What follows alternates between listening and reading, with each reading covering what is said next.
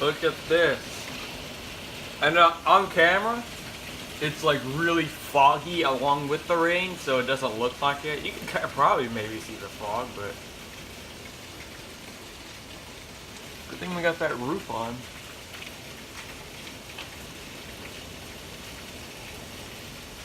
I still got some problems with the treehouse. There's still some gaps I need to do. As well as repair that one shingle on that roof, because that one was pretty bad. Pretty bad looking.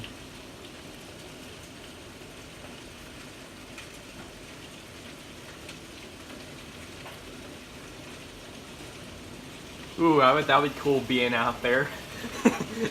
We should have gotten up. We should have gotten up there and just waited for the rain. I bet that would have been fun, being up there trying to survive. But yep, that's a lot harder and faster.